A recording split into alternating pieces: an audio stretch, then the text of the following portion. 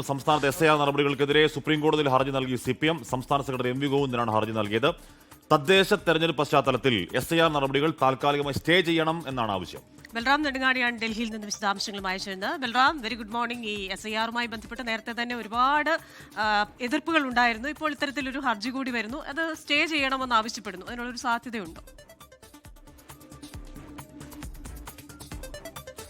Very good morning Hashmi, Christina. SIR നടപടികൾക്കെതിരെ കേരളത്തിൽ നിന്നും CPIM-ഉം ഇപ്പോൾ സുപ്രീം കോടതിയെ സമീപിച്ചിരിക്കുകയാണ്. സംസ്ഥാന സെക്രട്ടറി MV ഗോവിന്ദനാണ് സുപ്രീം കോടതിയിൽ ഈ ഹർജി സമർപ്പിച്ചിരിക്കുന്നത്. കേരളത്തിൽ നിലവിൽ പുരോഗമിച്ചുകൊണ്ടിരിക്കുന്ന SIR നടപടികൾ അത് റദ്ദാക്കണമെന്നാണ് ആവശ്യം.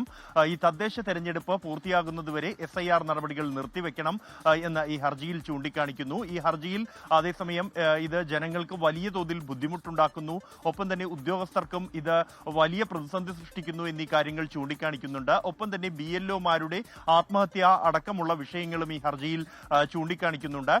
ഈ ഒരു പശ്ചാത്തലത്തിൽ ഈ തദ്ദേശ തെരഞ്ഞെടുപ്പുകൾ പൂർത്തിയാകുന്നതുവരെ SIR നടപടികൾ നിർത്തിവെക്കണം എന്ന ആവശ്യമാണ് ഉന്നയിക്കുന്നത്. സമാന ആവശ്യവുമായി നേരത്തെ മുസ്ലിം ലീഗും ഒപ്പം തന്നെ കോൺഗ്രസും സുപ്രീം കോടതിയിൽ ഹർജി സമർപ്പിച്ചിട്ടുണ്ട്.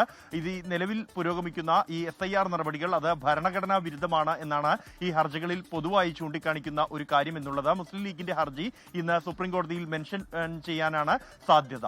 ലോകത്തെവിടെയായാലും ഏത് സമയത്തും 24 വാർത്തകളും ഓഗ്മെന്റഡ് റിയാലിറ്റി പാക്കേജുകളും എക്സ്പ്ലെയിനറുകളും വിശദമായി കാണാൻ ഞങ്ങളുടെ YouTube ചാനൽ നിങ്ങൾക്ക് സബ്സ്ക്രൈബ് ചെയ്യാം.